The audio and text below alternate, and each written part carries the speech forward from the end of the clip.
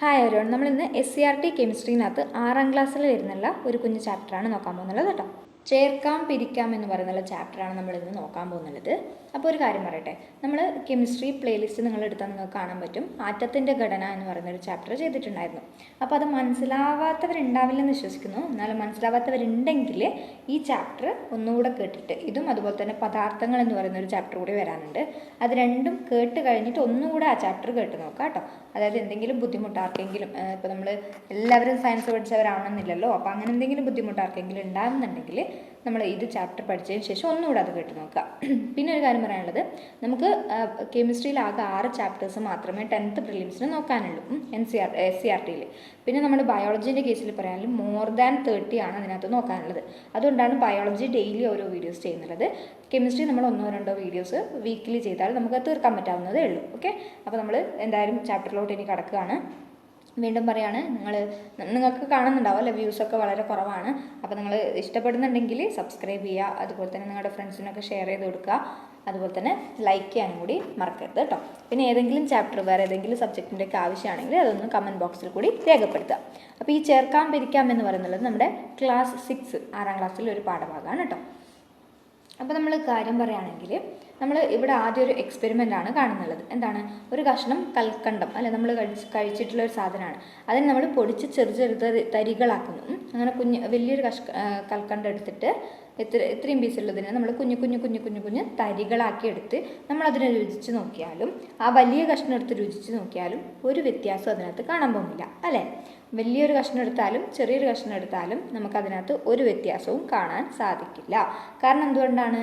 അതിനകത്തുള്ള എല്ലാ സവിശേഷതയും, ഈ വലിയ മോളിക്യൂളിനകത്ത്, വലിയ കൽക്കണ്ടത്തിനകത്തുള്ള എല്ലാ സവിശേഷ ഘടകങ്ങളും ഏതിനകത്തുണ്ട്? നമ്മുടെ ഈ കുഞ്ഞ് കണികകളിലും ഉണ്ട്. നമുക്ക് കണ്ണിൽ കാണാൻ പറ്റാത്ത അത്രയും ചെറിയ കണികകളാക്കി നമ്മളതിനെ മാറ്റിയാലും എന്ത് കിട്ടും? നമുക്ക് അതേ രുചിയും അതുപോലെ തന്നെ അതിൻ്റെ എല്ലാ കാര്യങ്ങളും അതിനകത്ത് അടങ്ങിയിട്ടുണ്ടാവും. അപ്പോൾ ഒരു തന്മാത്ര എന്ന് പറഞ്ഞാൽ എന്താണ്? അതറിയാൻ വേണ്ടിയിട്ടാണ് നമ്മളിത് ഇവിടെ പറഞ്ഞു വന്നത് കേട്ടോ. സോ എന്താണ് നമ്മൾ പറഞ്ഞത്? ഈ പ്രക്രിയ തുടർന്നാൽ, അതായത് നമ്മൾ ആ കൽക്കണ്ടത്തിന് കുഞ്ഞു കഷ്ണങ്ങളാക്കി കഴിഞ്ഞാൽ, നമുക്ക് കണ്ണിൽ പോലും കാണാൻ കഴിയാത്ത അത്രയും കുഞ്ഞു കഷ്ണങ്ങളാക്കി കഴിഞ്ഞാൽ നമ്മൾ അതിനെന്ത് പറയും? കൽക്കണ്ടത്തിൻ്റെ തന്മാത്ര എന്ന് പറയും. എന്ത് പറയും? കൽക്കണ്ടത്തിൻ്റെ തന്മാത്ര എന്ന് പറയും. അപ്പോൾ എന്താണ് ശരിക്കും ഒരു തന്മാത്ര എന്ന് പറയുന്നത്? ഒരു തന്മാത്ര എന്ന് പറഞ്ഞാൽ ഒരു പദാർത്ഥത്തിൻ്റെ, ഇപ്പം നമ്മൾ കൽക്കണ്ടം എന്ന് പറഞ്ഞു അല്ലേ, ആ കൽക്കണ്ടത്തിൻ്റെ എല്ലാ ഗുണങ്ങളും നിലനിർത്തുന്ന, അതിൻ്റെ രുചിയായാലും അതിൻ്റെ നിറമായാലും അതിൻ്റെ മണമായാലും, ഇപ്പോൾ നമുക്ക് കൽക്കണ്ടത്തിന് പ്രത്യേകിച്ച് മണമൊന്നുമില്ല, കളറോ ഒന്നുമില്ല, അങ്ങനെ കളറുള്ള ഏതെങ്കിലും ഒരു പദാർത്ഥം നമ്മൾ എടുത്തിട്ട് അതിൻ്റെ എല്ലാ ഗുണങ്ങളും നിലനിർത്തുന്ന ഏറ്റവും ചെറിയ കണികേനാണ് നമ്മൾ എന്തെന്ന് പറയുക? തന്മാത്ര എന്ന് പറയാം. എന്താണ്? ഒരു പദാർത്ഥത്തിൻ്റെ എല്ലാ ഗുണങ്ങളും, ഇപ്പോൾ നമ്മൾ കൽക്കണ്ടം പൊടിച്ച് കൊണ്ടുവന്നില്ലേ, അതുപോലെ അതിൻ്റെ ഏറ്റവും കുഞ്ഞു പീസിൽ വരെ അതിൻ്റെ എന്തുണ്ടാവും? എല്ലാ ഗുണങ്ങളും ഉണ്ടാവും. അപ്പോൾ ഏറ്റവും ചെറിയ കുഞ്ഞു പീസ്, അതിനെയാണ് നമ്മൾ എന്തെന്ന് പറയുക? തന്മാത്ര എന്ന് പറയാം. എല്ലാ ഗുണങ്ങളും നിലനിർത്തുന്ന അതിൻ്റെ ഏറ്റവും ചെറിയ കണികേനെയാണ് നമ്മൾ എന്തെന്ന് പറയുക? തന്മാത്ര എന്ന് നമ്മൾ പറയുന്നത്.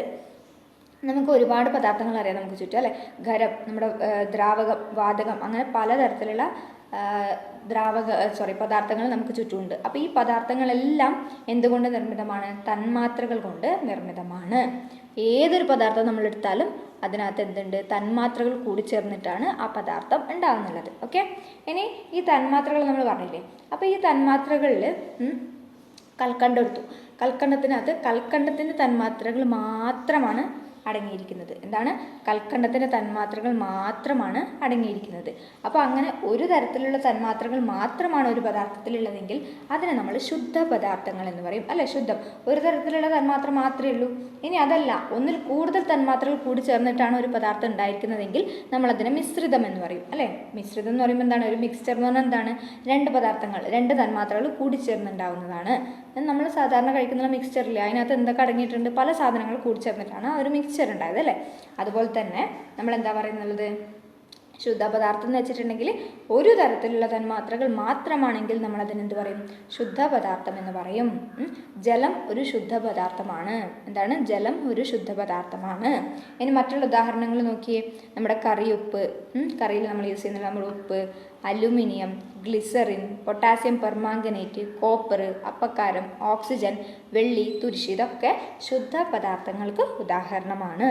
അപ്പോൾ മിക്സ്ചർ എന്ന് വെച്ചാൽ എന്താണ്? ശുദ്ധപദാർത്ഥങ്ങളല്ലാത്തത്, അതായത് ഒന്നിൽ കൂടുതൽ തന്മാത്രകൾ അടങ്ങിയിട്ടുള്ളതിനെ നമ്മൾ മിശ്രിതം എന്ന് പറയും. മിശ്രിതം എന്ന് പറയും. ഇപ്പോൾ നമ്മൾ ഉദാഹരണത്തിന് പഞ്ചസാര ലായനി അല്ലേ, നമ്മൾ വെള്ളം എടുത്തു, അതിലേക്ക് നമ്മൾ പഞ്ചസാര ലയിപ്പിക്കുകയാണ്. അപ്പോൾ നമുക്ക് കിട്ടുന്ന എന്താണ്? പഞ്ചസാര ലായനി. നമ്മൾ പറഞ്ഞു നമ്മുടെ കൽക്കണ്ടം അല്ലെങ്കിൽ പഞ്ചസാര ഒരു ശുദ്ധ പദാർത്ഥമാണ്, നമ്മുടെ ജലം ഒരു ശുദ്ധ പദാർത്ഥമാണ്. നമ്മൾ ഇത് രണ്ടിനും മിക്സ് ചെയ്തപ്പോൾ പഞ്ചസാരയും ജലവും നമ്മൾ മിക്സ് ചെയ്തപ്പോൾ നമുക്ക് എന്ത് കിട്ടി? പഞ്ചസാര ലായനി കിട്ടി. അതിനെയാണ് അതൊരു മിക്സ്ചറാണ് അല്ലേ. രണ്ടെണ്ണം കൂടി ചേർത്തപ്പോഴാണ് നമുക്ക് പഞ്ചസാര ലായനി കിട്ടിയത്. ഇനി സോഡ നോക്കൂ, അതും ഒരു മിശ്രിതമാണ്. ജലവും കാർബൺ ഡൈ ഓക്സൈഡും കൂടി ചേർന്നിട്ടുണ്ടാകുന്നത്. ഓക്സിജൻ എന്ന് പറയുന്ന പദാർത്ഥം നോക്കിയേ, അതിനകത്ത് ഓക്സിജൻ മാത്രമേ ഉള്ളൂ. അപ്പോൾ അതൊരു ശുദ്ധ പദാർത്ഥമാണ്. വായുവാണെങ്കിലോ, നമ്മൾ ഓക്സിജനെ മാത്രം എടുത്താൽ അതിനകത്ത് ഓക്സിജനേ ഉള്ളൂ. ഇനി വായു എടുക്കുകയാണെങ്കിൽ അതിനകത്ത് നൈട്രജൻ ഉണ്ട് അല്ല, ഏറ്റവും കൂടുതലുള്ളത് നൈട്രജനാണ്. പിന്നെ ഓക്സിജൻ ഉണ്ട്, പിന്നെ എന്തുണ്ട്? കാർബൺ ഡൈ ഓക്സൈഡ് ഉണ്ട്, ജലകണികകളുണ്ട്, പിന്നെ പലതരം ഡസ്റ്റ് പാർട്ടിക്കിൾസ് അല്ലെ, പൊടിപടലങ്ങൾ അടങ്ങിയിട്ടുണ്ട്. അപ്പോൾ അതൊരു മിശ്രിതമാണ്. വായു എന്ന് പറയുന്നത് നല്ലൊരു മിശ്രിതമാണ്. ഇനി മെർക്കുറി എടുക്കുകയാണെങ്കിൽ മെർക്കുറി മാത്രമേ ഉള്ളൂ. ഇരുമ്പ് എടുക്കുകയാണെങ്കിൽ ഇരുമ്പ് മാത്രമേ ഉള്ളൂ. ഇനി കോപ്പർ എടുക്കുകയാണെങ്കിൽ കോപ്പർ മാത്രമേ ഉള്ളൂ. ഇനി കോപ്പർ സൾഫേറ്റ് എടുക്കുകയാണെങ്കിലോ, കോപ്പർ സൾഫേറ്റ് എടുക്കുകയാണെങ്കിൽ കോപ്പറും സൾഫറും കൂടി മിക്സ് ചെയ്തിട്ട് കിട്ടുന്നതാണ് അല്ലേ. കോപ്പറും സൾഫറും ഓക്സിജനും മിക്സ് ചെയ്തിട്ടാണ് നമുക്ക് കോപ്പർ സൾഫേറ്റ് കിട്ടുന്നത്. അപ്പോൾ വെറും കോപ്പർ മാത്രമാണെങ്കിൽ അതൊരു ശുദ്ധ പദാർത്ഥമാണ്. ഇങ്ങനെ എഴുതുമ്പോൾ എന്തായി? അതൊരു മിശ്രിതമായി. മനസ്സിലായില്ലേ? അപ്പോൾ എന്താണ് തന്മാത്ര എന്നും തന്മാത്രകൾ കൂടി ചേർന്നിട്ടാണ് ഒരു പദാർത്ഥം ഉണ്ടാവുന്നതെന്നും അതുപോലെ തന്നെ ശുദ്ധപദാർത്ഥം എന്നാൽ എന്ത്, അതുപോലെ തന്നെ മിശ്രിതം എന്നാൽ എന്ത് എന്ന് നമുക്ക് നല്ലൊരു ഐഡിയ കിട്ടി. അതിനുള്ള ഉദാഹരണങ്ങളും നമ്മൾ പഠിച്ചു. ഇനി ഈ മിശ്രിതങ്ങൾ തന്നെ പലതരത്തിലുണ്ട്. ഈ മിശ്രിതങ്ങൾ തന്നെ പലതരത്തിലുണ്ട്. അതിലൊന്നാണ് ഏതാണ്? ഏകാത്മക മിശ്രിതം എന്ന് പറയുന്നത്. ഏകാത്മക മിശ്രിതം എന്ന് പറയുന്നത് നമ്മളിപ്പോൾ ഉദാഹരണത്തിന് പറയുകയാണെങ്കിൽ ഒരു ഗ്ലാസ് എടുത്തിട്ട് നമ്മൾ അതിനകത്ത് കുറച്ച് ഉപ്പും മറ്റൊരു ഗ്ലാസ് എടുത്തിട്ട് ചോക്കുപൊടിയും ഇട്ടിട്ട് നന്നായി ഇളക്കുകയാണ്. ഈ ഗ്ലാസ്സിനകത്ത് എന്താ ഉള്ളത്? ചോക്കുപൊടി. ഇതിനകത്ത് എന്താ ഉള്ളത്? ഉപ്പ്. നമുക്കറിയാം ഉപ്പ് ലയിച്ച് ചേർന്നിട്ടുണ്ടെങ്കിൽ എന്താവും? അത് നല്ലൊരു ക്ലിയർ ആയിട്ടുള്ള ഒരു ലിക്വിഡ് ആയിരിക്കും കിട്ടുക അല്ലേ. നമുക്ക് കണ്ടാൽ മനസ്സിലാവില്ല അത് ഉപ്പ് വെള്ളമായിരിക്കും. എന്നാൽ ചോക്കുപൊടിയാണെങ്കിൽ അങ്ങനെയാണോ? അല്ല, അതിൻ്റെ നിറം മാറിയിട്ട് അത് വെള്ള നിറത്തിലായിട്ട് വരും. ഇനി നമ്മൾ കുറച്ച് സമയം കഴിഞ്ഞ് നോക്കിയാൽ നമുക്ക് നമ്മുടെ ഈ ചോക്കുപൊടീൻ്റെ വെള്ളം എടുക്കുകയാണെങ്കിൽ അതിന് താഴെ ചോക്കുപൊടികൾ ഇങ്ങനെ വന്ന് കിടക്കുന്നത് കാണാം. ഉപ്പിൻ്റെ വെള്ളം എടുത്താണെങ്കിൽ ഒന്നും നമുക്ക് കാണാൻ പറ്റില്ല. അപ്പോൾ നമ്മൾ ഇങ്ങനെ ഇളക്കി വെച്ച് കുറച്ച് സമയം കഴിഞ്ഞ് നോക്കിയാൽ അവിടെ രണ്ടിൻ്റെയും വിതരണം. ഇപ്പം നമ്മൾ ഒരു ഗ്ലാസ്സിനകത്ത് ഉപ്പും ഒരു ഗ്ലാസ്സിനകത്ത് ചോക്കുപൊടിയല്ല ഇട്ടത്. ഈ ഉപ്പിട്ടത് മുഴുവനായിട്ടും മൊത്തത്തിൽ വിതരണം ചെയ്യപ്പെട്ട് അവർ പൂർണ്ണമായിട്ട് ലയിച്ചു. എന്നാൽ ചോക്കുപൊടി അങ്ങനെയാണോ? അല്ല, അവർ ഓരോ സ്ഥലത്തും ഓരോ രീതിയിലാണ് വിതരണം ചെയ്യപ്പെട്ടിരിക്കുന്നത്. അപ്പോൾ ഏകാത്മക മിശ്രിതത്തിന് ഉദാഹരണമാണ് നമ്മുടെ ഈ ഉപ്പുവെള്ളം എന്ന് പറയുന്നത്. ഒരു മിശ്രിതത്തിൻ്റെ എല്ലാ ഭാഗവും ഒരേ ഗുണം കാണിക്കുകയാണെങ്കിൽ അതിന് നമ്മൾ എന്ത് പറയും? ഏകാത്മക മിശ്രിതം എന്ന് പറയും. അപ്പോൾ ഉപ്പുവെള്ളം ഓർത്താൽ മതി. ഏകാത്മക മിശ്രിതം നമ്മൾ മേലേന്ന് എടുത്ത് കുറച്ച് കുടിച്ചാലും താഴേന്ന് എടുത്ത് കുറച്ച് കുടിച്ച് നോക്കിയാലും രണ്ടിനും ഉപ്പ് രസം ഉണ്ടാവും, ഒരേ രുചിയായിരിക്കും അല്ലേ. അപ്പോൾ ഒരു മിശ്രിതത്തിൻ്റെ എല്ലാ ഭാഗവും ഒരേ ഗുണം കാണിക്കുകയാണെങ്കിൽ അതിന് നമ്മൾ എന്ത് പറയും? ഏകാത്മക മിശ്രിതം എന്ന് പറയും. ഇനി ചോക്കുപൊടി കലർത്തിയ ലായനി നോക്കുകയാണെങ്കിലോ അതിനകത്ത് എല്ലായിടത്തും ഒരുപോലെ ആയിരിക്കില്ല അല്ലേ. ചില സ്ഥലത്ത് മേലെയൊക്കെ കുറവായിരിക്കും, താഴെ ആയിരിക്കും ഏറ്റവും കൂടുതൽ ചോക്കുപൊടി ഉണ്ടാവുക. അപ്പോൾ അത് ഭിന്നാത്മക മിശ്രിതത്തിന് ഉദാഹരണമാണ്. ഭിന്നാത്മക മിശ്രിതത്തിന് ഉദാഹരണമാണ്. ഒരു മിശ്രിതത്തിൻ്റെ വ്യത്യസ്ത ഭാഗങ്ങൾ വ്യത്യസ്ത ഗുണങ്ങളാണ് കാണിക്കുന്നതെങ്കിൽ നമ്മൾ അതിനെ ഭിന്നാത്മക മിശ്രിതം എന്ന് പറയും. വ്യത്യസ്ത ഭാഗങ്ങൾ വ്യത്യസ്ത ഗുണങ്ങളാണ് കാണിക്കുന്നതെങ്കിൽ നമ്മൾ അതിനെ ഭിന്നാത്മകം എന്ന് പറയും. അപ്പോൾ രണ്ട് തരത്തിലുള്ള മിശ്രിതമാണ് പറഞ്ഞത്, ഏകാത്മകം അതുപോലെ തന്നെ ഭിന്നാത്മക മിശ്രിതം. ഇനി സംഭാരവും നമ്മുടെ ഭിന്നാത്മക മിശ്രിതത്തിന് ഉദാഹരണമാണ് കേട്ടോ. സംഭാരം. പിന്നെ നമ്മളോട് പറഞ്ഞിരിക്കുകയാണ് നാരങ്ങ വെള്ളം എടുത്ത് നോക്കുക, അതുപോലെ തന്നെ കരിങ്ങാലി വെള്ളം എടുക്കുക നോക്കുക. അങ്ങനെ പലതരം മിശ്രിതങ്ങൾ നമ്മൾ എഴുതിയിട്ട് അതിനകത്ത് ഏകാത്മക മിശ്രിതം ഏത് ഭിന്നാത്മക മിശ്രിതം ഏത് എന്നാണ് നമ്മളോട് ചോദിച്ചിരിക്കുന്നത്. അപ്പോൾ ഏകാത്മക മിശ്രിതം ഭിന്നാത്മക മിശ്രിതം മനസ്സിലായി. ഒരു മിശ്രിതം എങ്ങനെയാണ് ഉണ്ടാകുന്നതെന്ന് മനസ്സിലായി. നമ്മൾ പറഞ്ഞു ഉപ്പുവെള്ളം എന്ന് പറഞ്ഞു അതൊരു മിശ്രിതമായിരുന്നു, ഏകാത്മക മിശ്രിതം. അപ്പോൾ നമ്മൾ എന്താ ചെയ്തേ? വെള്ളം ഉണ്ടായിരുന്നു അല്ലേ, ഇവിടെ വെള്ളം ഉണ്ടായിരുന്നു, ജലം. അതിനകത്തേക്ക് നമ്മൾ ആരെ ആഡ് ചെയ്തേ? ഉപ്പിനെ ആഡ് ചെയ്തു. അപ്പോഴാണ് നമുക്ക് ഉപ്പുവെള്ളം ഉണ്ടായത്. അപ്പോൾ ഇതൊരു ഉപ്പ് ലായനി എന്നല്ലേ നമ്മൾ പറയാം, ഉപ്പ് ലായനി അല്ലെ, സൊല്യൂഷൻ ഉപ്പ് ലായനി എന്ന് പറയും. ഈ ലായനികൾ എങ്ങനെയാണ് ഉണ്ടാകുന്നത്? ലായനി ഉണ്ടാവണമെങ്കിൽ അവിടെ ഒരു ലീനം, ലായകം, ലായനി, ഈ 3 ടേംസ് നമ്മൾ മനസ്സിലാക്കിയിരിക്കണം. ഇതെന്താണ് ലായനി എന്ന് വെച്ചാൽ എന്താണ്? ഉപ്പ് വെള്ളമാണ് ലായനിയായിട്ട് വരുന്നുള്ളത്. ഉപ്പ് വെള്ളമാണ് ലായനിയായിട്ട് വരുന്നുള്ളത്. അതിനകത്ത് നമ്മൾ ഇടുന്നില്ല ഈ ഉപ്പുണ്ടല്ലോ, അതിനാണ് നമ്മൾ ലീനം എന്ന് പറയാം. ഈ വെള്ളത്തിനെയാണ് നമ്മൾ ലായകം എന്ന് പറയാം. അങ്ങനെ ഉണ്ടാവുന്നതാണ് ലായനി എന്ന് പറയുന്നത്. ഖരാവസ്ഥയിലും ഈ പറഞ്ഞിരിക്കുന്ന ലായനി ഉണ്ടാവാറുണ്ട്, വാതകാവസ്ഥയിലും ഈ ലായനികൾ ഉണ്ടാവാറുണ്ട്. ഒരിക്കലും ചിന്തിക്കരുത് ജലത്തിൽ മാത്രമേ സാധനങ്ങൾ വന്നിട്ട് ലയിക്കുകയുള്ളൂ എന്ന് നമ്മൾ ഒരിക്കലും ചിന്തിക്കരുത്. ഖരാവസ്ഥയിലുള്ള ലായനികളുമുണ്ട്, അതുപോലെ തന്നെ വാതകാവസ്ഥയിലുള്ള ലായനികളുമുണ്ട്. അതിനുദാഹരണമാണിത്. വായു, നമ്മൾ പറഞ്ഞില്ലേ വായുവിനകത്ത് എന്തുണ്ട്? നൈട്രജൻ ഉണ്ട്, ഓക്സിജൻ ഉണ്ട്, കാർബൺ ഡൈ ഓക്സൈഡ് ഉണ്ട്, പലതരം ഹീലിയം, ആർഗൺ എന്നൊക്കെ പറയുന്നുള്ള പലതരം ഗ്യാസസ് ഉണ്ട്. അപ്പോൾ അതെന്താണ്? ജലഗണങ്ങളൊക്കെ ഉണ്ട്. അപ്പോൾ ഇതൊരു മിശ്രിതമല്ലേ, അപ്പോൾ അതിനകത്ത് ലയിച്ചിരിക്കുകയല്ലേ. പിന്നെ ബ്രാസ്, പിച്ചള, ഇത് നമ്മൾ ഓർത്ത് വെച്ചോളൂ കേട്ടോ, ചിലപ്പോൾ ചോദിക്കാനുള്ള സാധ്യതകളുണ്ട്. ബ്രാസിനകത്ത് എന്തൊക്കെയാണ് അടങ്ങിയിരിക്കുന്നത്? സിങ്കും കോപ്പറും കൂടി ചേർന്നിട്ടാണ് നമ്മുടെ ബ്രാസ് ഉണ്ടായിരിക്കുന്നത്. സിങ്കും കോപ്പറും. ഗ്ലിസറിൻ വെള്ളത്തിൽ ലയിച്ചതാണെങ്കിൽ ഗ്ലിസറിൻ ജലമാണ് ഉണ്ടാവുന്നുള്ളത്. അപ്പോൾ ഈ ടേബിൾ മറന്നു പോയത്. ബ്രാസ്, പിച്ചള, എന്താണ്? കോപ്പറും സിങ്കും കൂടി ചേർന്നിട്ടാണ് ബ്രാസ്, പിച്ചള ഉണ്ടാവുന്നുള്ളത്. ഇനി നമ്മൾ പറയുകയാണെങ്കിൽ ഒരു മിശ്രിതത്തിലെ ഘടകവസ്തുക്കൾ അടിയിച്ച് മുകൾ ഭാഗത്തുള്ള ദ്രാവകത്തെ ഊറ്റി മാറ്റിയെടുക്കുന്നുള്ള പ്രക്രിയയാണ് തെളിയൂറ്റൽ എന്ന് പറയുന്നത്. അതായത് നമ്മളിപ്പോൾ ചോക്കുപൊടീൻ്റെ കാര്യം പറഞ്ഞില്ലേ, ചോക്കുപൊടീൻ്റെ കാര്യത്തിൽ എന്താ പറയുക? ഘടകവസ്തുക്കളെ നമ്മൾ താഴെ ഇങ്ങനെ സെറ്റിലാവാൻ വേണ്ടി വിടും, അല്ലെ? അവരൊന്ന് താഴെ വന്ന് അടിയും, എന്നിട്ട് മേലെ ഭാഗത്തുള്ള ആ ദ്രാവകത്തെ നമ്മൾ ഊറ്റിയെടുക്കും. അതിനെയാണ് നമ്മൾ തെളിയൂറ്റൽ എന്ന് പറയുക. എന്താണ്? തെളിയൂറ്റൽ എന്ന് പറയുക. ആ തെളിയൂറ്റലിന് വേണ്ടി നമ്മൾ എന്തൊക്കെ യൂസ് ചെയ്യാറുണ്ട്? ഫണൽ യൂസ് ചെയ്യാറുണ്ട്, ചായ അരിപ്പ, അല്ലെ? നമ്മൾ ചായപ്പൊടീനെ നമ്മൾ ചായയിൽ നിന്നും മേലെ ഭാഗത്തുള്ള ചായേൻ്റെ വെള്ളം മാത്രമായിട്ട് നമുക്ക് കിട്ടണം, നമ്മൾ എന്താ ചെയ്യുക? താഴെ അരിപ്പ വെച്ച് അരിക്കും, അല്ലേ? ഇനി ഫിൽട്ടർ പേപ്പർ വെച്ചിട്ട് നമ്മൾ പല ലാബ്സിലും കാര്യങ്ങളൊക്കെ ചെയ്തിട്ടുണ്ട്. പിന്നെ തുണിക്കഷ്ണം വെച്ചിട്ട് നമ്മൾ അരിക്കാറുണ്ട്. പിന്നെ വട്ടി, ഇതൊക്കെയാണ് എന്തിന്? അരിക്കാൻ വേണ്ടി നമ്മൾ യൂസ് ചെയ്യുന്നുള്ള സാധനങ്ങൾ. എന്താണ്? തെളിയൂറ്റൽ എന്ന് പറയുന്ന പ്രക്രിയയാണ് നമ്മളിതിലൂടെ ചെയ്യാൻ പോകുന്നത്. ഒരു മിശ്രിതത്തിലെ ഘടകപദാർത്ഥങ്ങളെ അരിപ്പ ഉപയോഗിച്ച് വേർതിരിക്കുന്ന രീതിയാണ് അരിക്കൽ. ഇനി ഇപ്പം നമ്മൾ തെളിയൂറ്റൽ എന്താ പറഞ്ഞത്? ഒരു ജലം അല്ലെങ്കിൽ എന്താണ്? ഒരു മിശ്രിതത്തിൽ നമ്മൾ സാധനങ്ങളൊക്കെ താഴെ അടിയിച്ചിട്ട് താഴെ അടിയുന്നു, എന്നിട്ട് മേലെ ഭാഗം മാത്രം നമ്മൾ ഊറ്റിയെടുക്കുന്നു. അതിനു വേണ്ടി യൂസ് ചെയ്യുന്നതാണ് ഇതൊക്കെ. ഇതെന്തായിരുന്നു? തെളിയൂറ്റലായിരുന്നു. ഇനി ഇവരെന്താ ഇവിടെ ചെയ്യുന്നുള്ളത്? അരിക്കുകയാണല്ലേ ചെയ്യുന്നുള്ളത്. അപ്പോൾ അങ്ങനെ അരിക്കുമ്പോൾ എന്താണ്? കുഞ്ഞു കുഞ്ഞു തരികളൊക്കെ താഴെ വീഴും, വലിയ വലിയ തരികളൊക്കെ ഇതിന് മേലെ, ഈ അരിപ്പക്ക് മേലെ ബാക്കി നിൽക്കും. ഇതെവിടെ? ഇത് നമ്മളെല്ലാവരും കണ്ടിട്ടുള്ള ഒരു പ്രോസസ്സായിരിക്കും. അതിനകത്ത് എന്താ ചെയ്യുന്നത്? പൂഴി അരിക്കുകയാണ് ചെയ്യുന്നത്, അല്ലേ? അപ്പോൾ വലിയ വലിയ കല്ലുകളൊക്കെ ഈ അരിപ്പക്ക് മേലെ ആയിട്ട് നിൽക്കും, കുഞ്ഞു കുഞ്ഞു തരികളൊക്കെ താഴെ പോവും. അപ്പോൾ ഇതിനെയാണ് നമ്മൾ എന്തെന്ന് പറയുക? അരിക്കൽ എന്ന് പറയാം. ഒരു മിശ്രിതത്തിലെ ഘടകപദാർത്ഥങ്ങളെ അരിപ്പ ഉപയോഗിച്ച് വേർതിരിക്കുന്നുണ്ടെങ്കിൽ അത് അരിക്കലാണ്. അരിപ്പ ഉപയോഗിച്ച് ചെയ്യുന്നുണ്ടെങ്കിൽ അത് അരിക്കലാണ്. തെളിയൂറ്റൽ എന്ന് പറഞ്ഞാൽ എന്താണ്? ദ്രാവകത്തിലെ മേൽഭാഗം മാത്രം നമ്മൾ മാറ്റിയെടുക്കുകയാണ്. അതിനെയാണ് നമ്മൾ തെളിയൂറ്റൽ എന്ന് പറയുക.